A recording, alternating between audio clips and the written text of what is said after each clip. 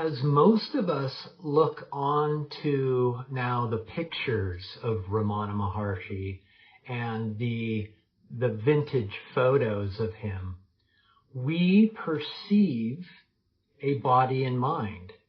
We look onto him and we believe that we're seeing a human person, an individual with a mind and a body.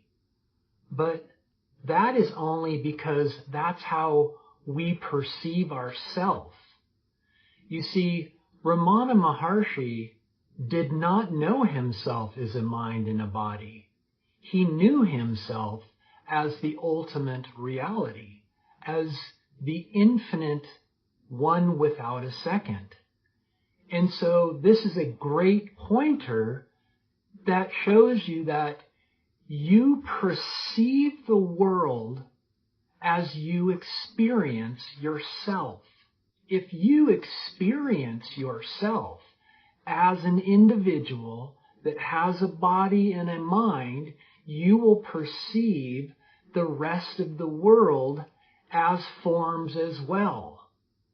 But if you perceive yourself or know yourself as the one reality, when you perceive back out into the world, that is all you will know.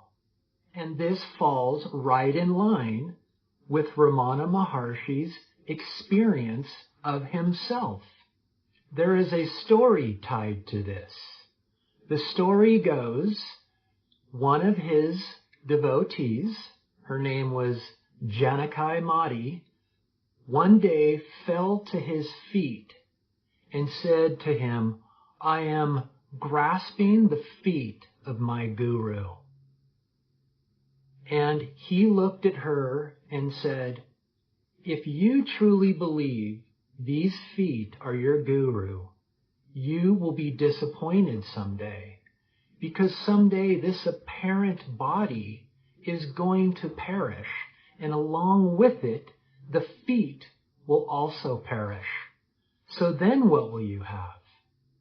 Ramana went on to say, the true guru, the true feet of the guru is shining in your heart as I am. Bow to those feet, go to those feet, cling to the feet of I am and never leave. And if you do this, you will experience me. Those are his words, because she took herself to be a physical body, and therefore when she projected her experience onto him, he in her eyes was a body who had real feet, who she could praise. But Ramana knew that the reason is because she did not experience herself as the one reality yet. And if she continued to turn her attention inward, back onto herself, eventually she would experience herself as him, as the one. So what is the sole purpose of Ramana Maharshi's teachings?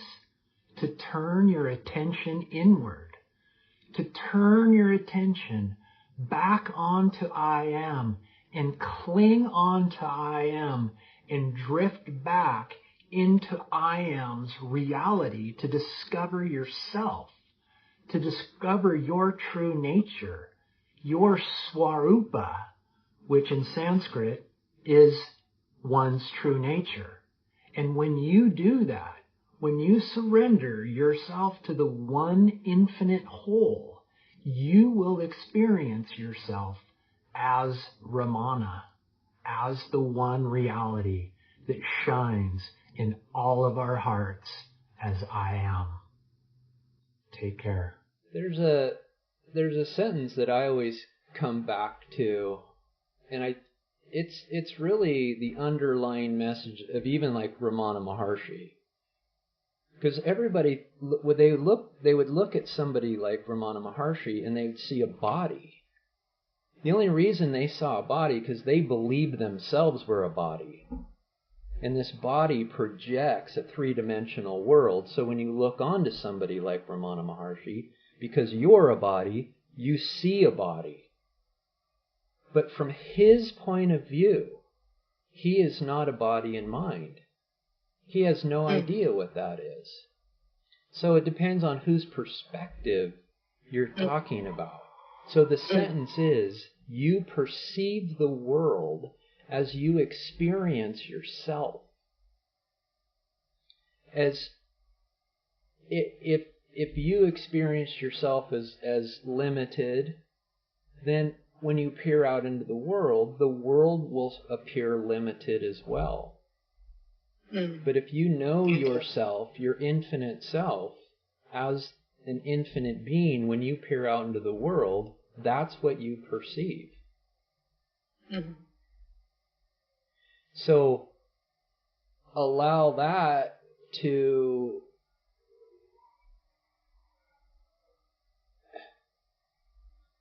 allow yourself to rest into that understanding. That the more that you turn within and you experience your true nature, when you do peer back out onto the world will appear in the way that you are experiencing yourself. So that's why if you know yourself as love, then that's all you know, even when you peer out into the world, even if the world is appearing to not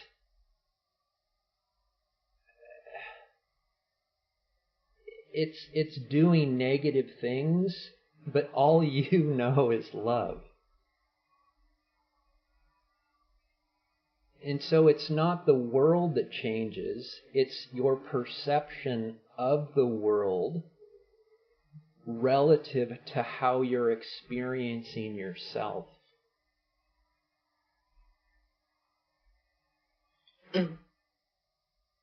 That's why you might hear some teachers say, you are required to love everybody and everything, but you're not necessarily required to like everybody and everything. Because the world is still going to be doing what it does. There's still going to be the duality of it, the evil and good. But that doesn't mean that you can experience its underlying nature of love as yourself.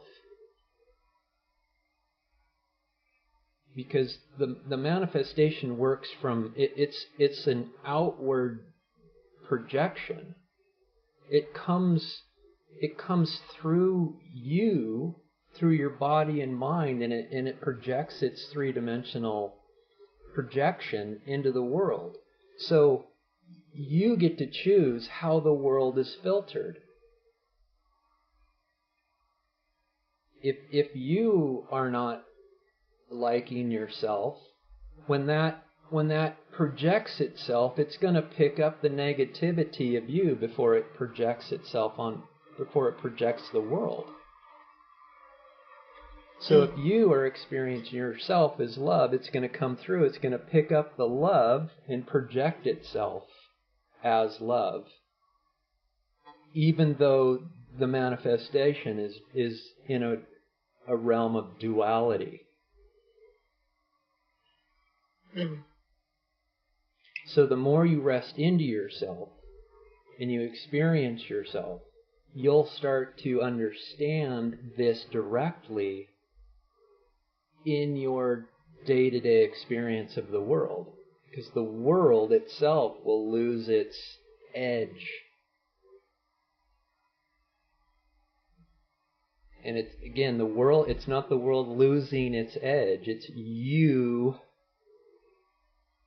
experiencing the love of yourself more and more. Reminder that I do give free one-on-one non-duality sessions for those who are interested. You can go to my website, loveoutpouring.com, to book a time. Take care.